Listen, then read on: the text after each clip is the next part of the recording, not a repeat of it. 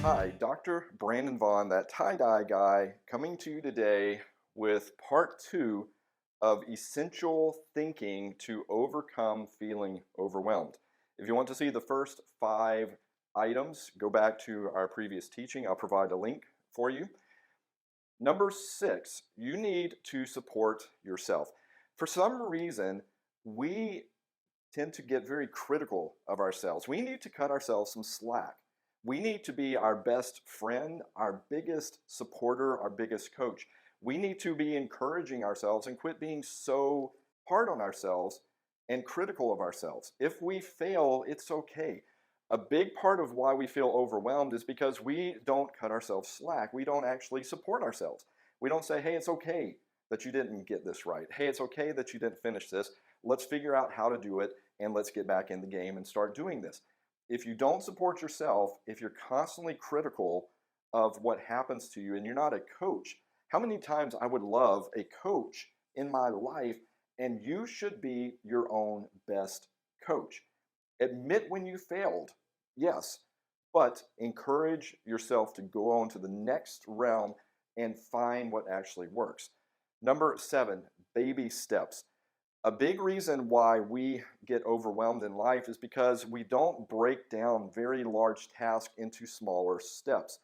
When I was working on my doctoral degree, I stalled 2 different times for months and didn't do anything about it because it seemed like such a huge task. Basically, write a book, write 300 pages of academic research, looking up all this stuff. I had to basically break it down into baby steps. What is the most logical thing I need to do today? What's the ridiculously simple thing that if I told somebody this is what I was going to spend today on, they would probably laugh at me because they think, is that it? That's all you're doing? You've got to write this huge book. What are you doing? And that's all you're doing is just finding where to get some resources? That's all you're doing today? Yes, but when I do that, then I can do the next step. You've got to be ready to take baby steps. So if you feel overwhelmed, it could be because you're thinking of whatever project or work or your family life or whatever it is in too big of a term. You need to keep breaking it down into smaller steps, maybe so small that the very next step is almost crazy. It's dumb, maybe, to you. This is too simple. Yes, but the ridiculously simple, over time, suddenly you start getting movement, you feel less overwhelmed. Number 8, ask for help. Why don't we ask for help sometimes? Now, this doesn't necessarily mean professional help, like a psychologist, but there's nothing wrong with that. We said this earlier, you need to support yourself. If you can't be a coach for yourself, find a coach. Find someone that you can ask for help. Colleagues, go to your manager, go to your significant other's spouse, go to anyone that you can. If you need to, go to someone professional. There's nothing wrong with you. Go back to the previous 5 thoughts. You're not alone. You're not broken. You're not weird. We think if we go ask for help, it's an admission that we have limited resources. Oh, but we do. Oh, it's an admission that I'm broken. No, it's not an admission that you're broken. The best players in sports need coaches to help them become the best version of themselves. That's all we're doing here. If you need that help, go get it. Whether it be friends, whether it be professional, all you're doing is getting a coach. Don't be ashamed of that.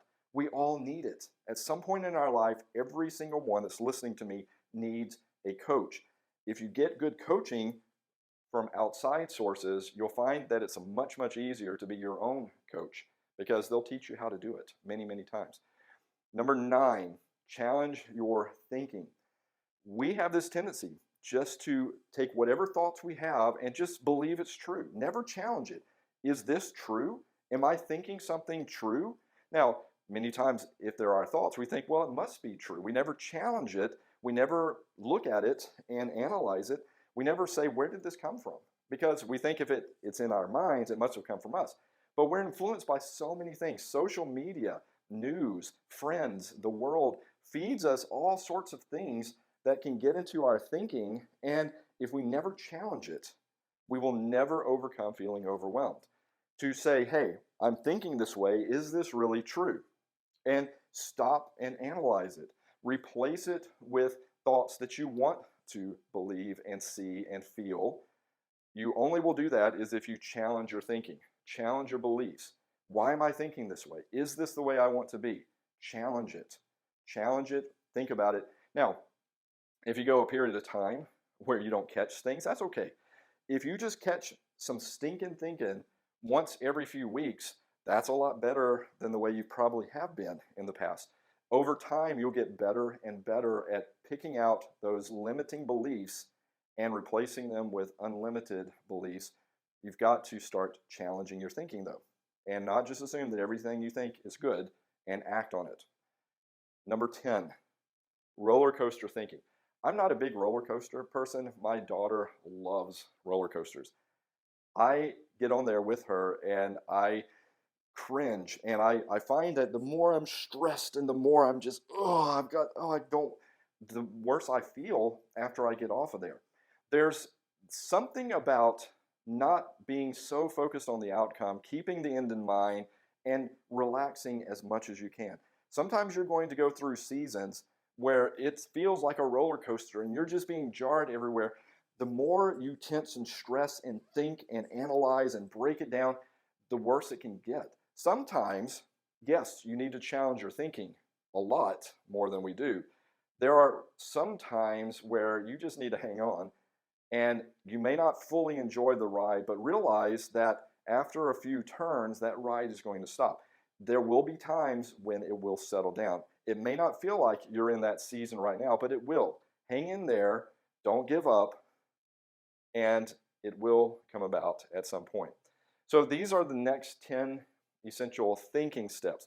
We'll come back in the next episode. We'll get out of just thinking, and we'll start talking about some of the things you can start doing to overcome feeling overwhelmed.